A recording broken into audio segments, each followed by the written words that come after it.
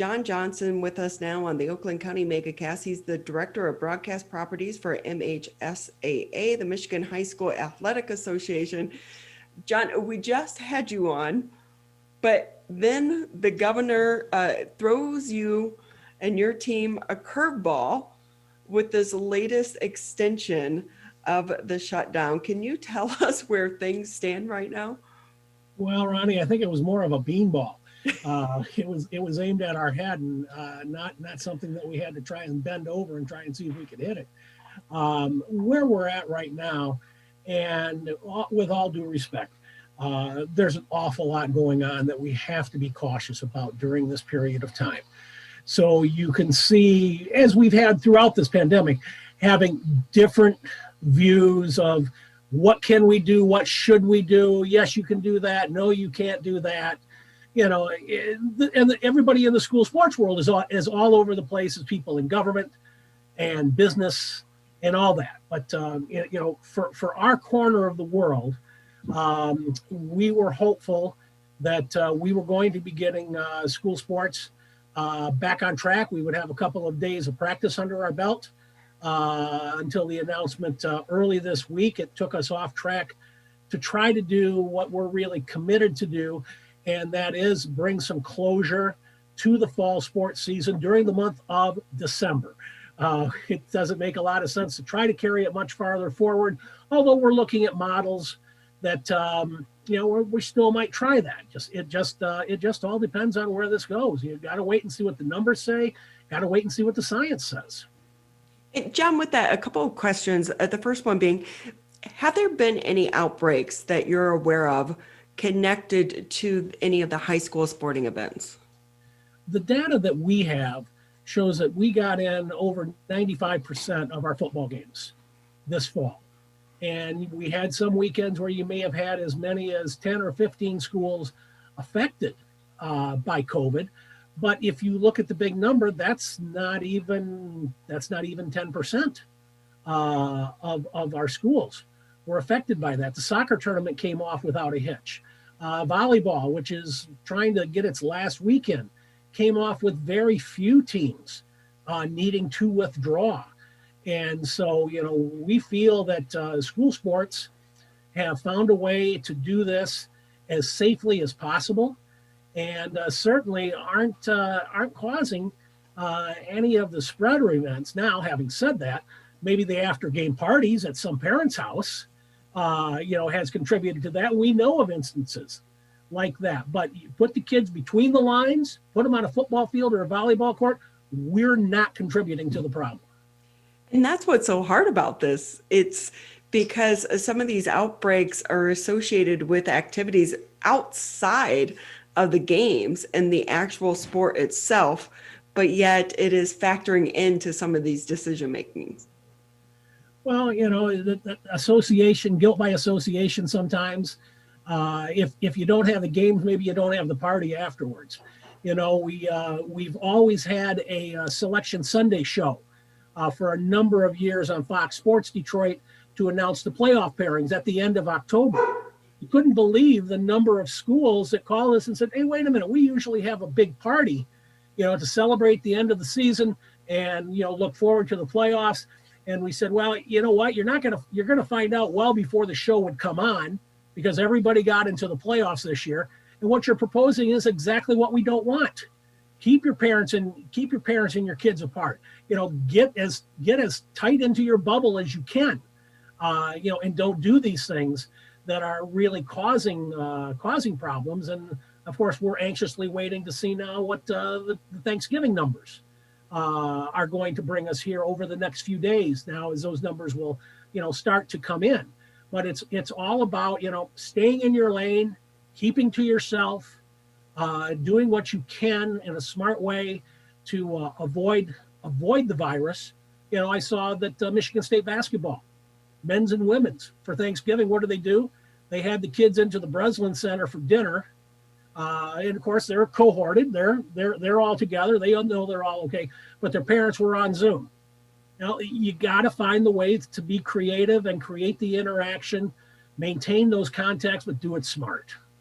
So, John, I'm going to ask you one last question, and then I want to throw things over to Tyler because he is definitely the sports guru between this team. And with that, I know that the council met earlier to talk about the possibility of some of these playoffs actually happening in the month of December. Any decisions, or are you just going to scrap the season? Nothing to scrap yet. The council met to get an update on information. And for people who don't know what that is, the Representative Council is the governing body of the MHSAA. It's made up of 19 educators from different parts of the state. In fact, we have a representative from West Bloomfield on that board. And they are the ones that make the decisions, not necessarily the staff. It's the staff will funnel stuff to the board to make a decision. It comes down to the staff. We execute it with the schools. But they met earlier this week to get an update.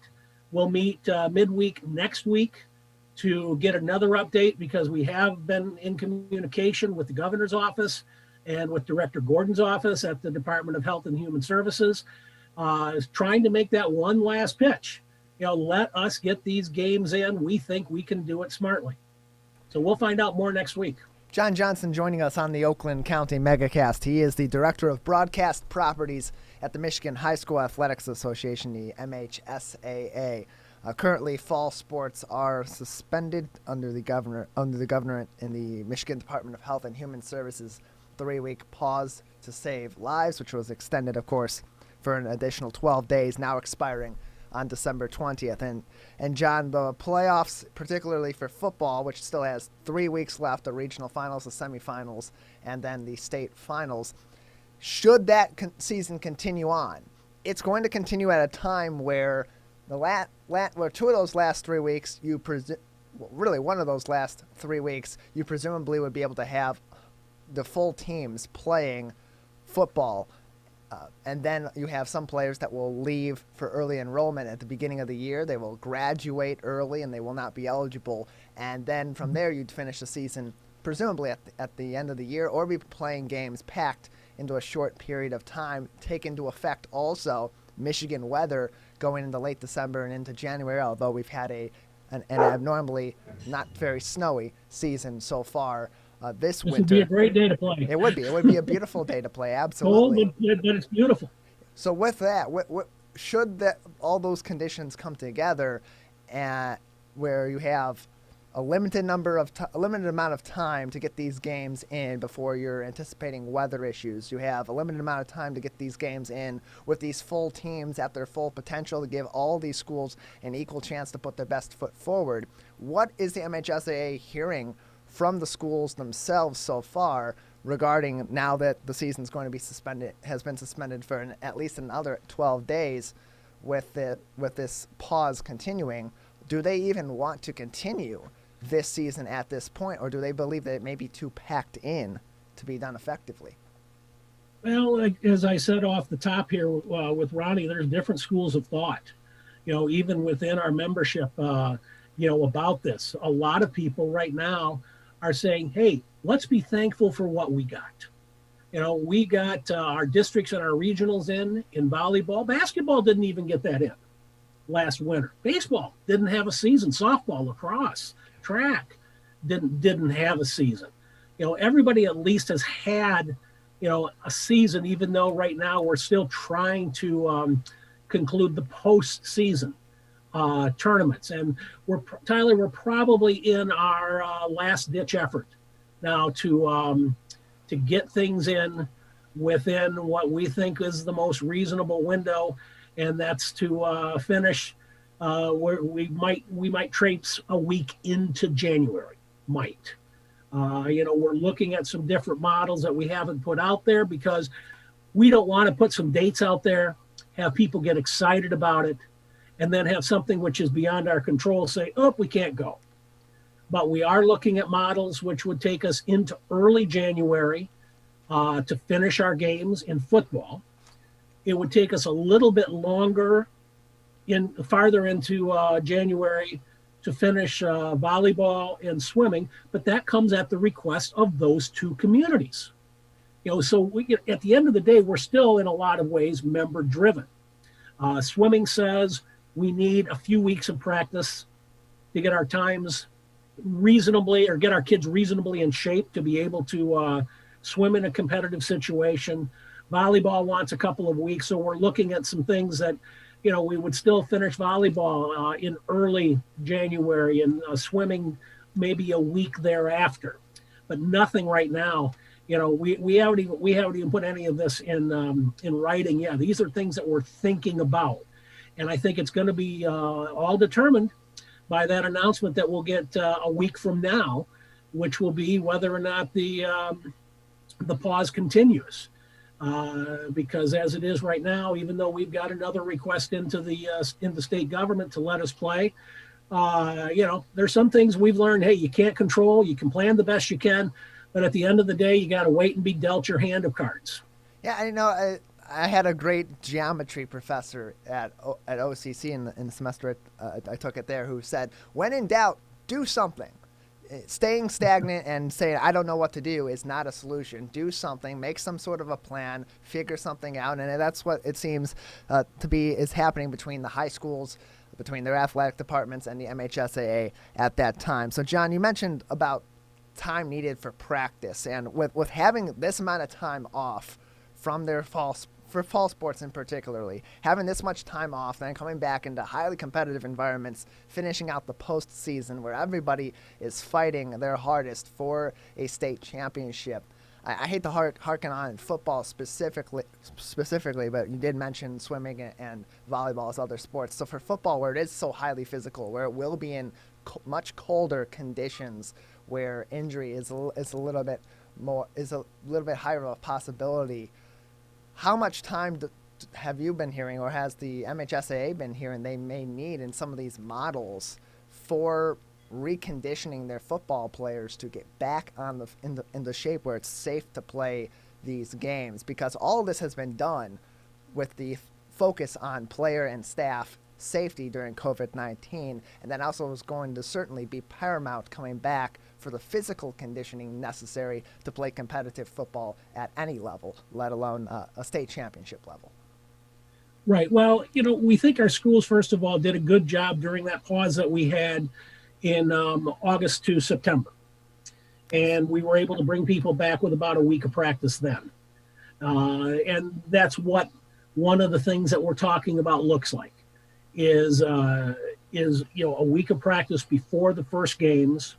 You do have to consider to take a look at our friends in the college and professional levels. There's not that much hitting that goes on at this time of the year, and even high schools are starting to pick that up. The contact, once we've gotten this far into the season, pre-pandemic, there would not be a lot of contact going on at this point in time. There'd be a lot of scouting and that kind of stuff that you'd be working on. So, it would probably be at least a week to get schools ready. We certainly haven't had any pushback, because that was what the plan was going to be if we had been able to kick things off or start practice back on the 4th. So I think people are comfortable and ready to do what it takes. You mentioned some of the things with kids who have got plans and to be on college campuses that first week in January. That's just one of the things, unfortunately, that happens. I mean, kids make decisions, and it affects their teams.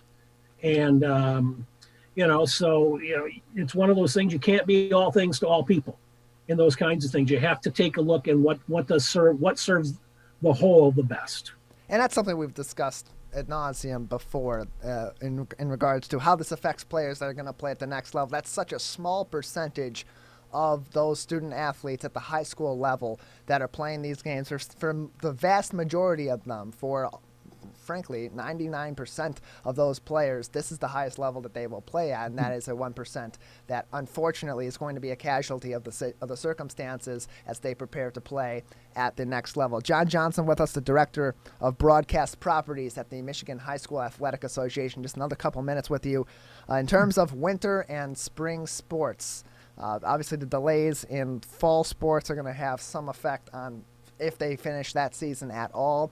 In terms of winter and spring sports, the MHSAA has been adamant they want to get in full seasons of all of their high school sports in this 2020-2021 school year. Are they, with these current delays due to this pause, are those going to have an effect on winter and spring sports? Are we going to maybe see shortened seasons or seasons that may go into the summer shortly after the school year, particularly for spring sports? I'm not as concerned about the spring, Tyler, as far as that kind of stuff happening as the winter. You know, if you're bringing everybody back to start practicing again, let's use January 4th as the date. You're going to have some compacted weeks. You might see some rules waived that, right now you can only have a certain number of games within a certain period of time. You might see some of that waived. That has some fallout in another direction with referees and facilities. We don't have enough time to talk about all those possibilities. But, we're looking at a variety of things to try to, do the best we can. And, maybe the winter does get strung out a little bit. If you think to the end of March and the beginning of April, in a lot of parts of our state, they're just barely getting snow off the baseball field at the beginning of April, especially to the north. So not as worried about the spring, as we are maybe a more compacted winter schedule. And if the lessons of the fall have taught us this, if we can be playing, if the government will let us play sports in the spring, we're not going to have any problems. We might go a little later, maybe not. But what we know from the fall, if the government says you can play, spring, I don't see any problems with.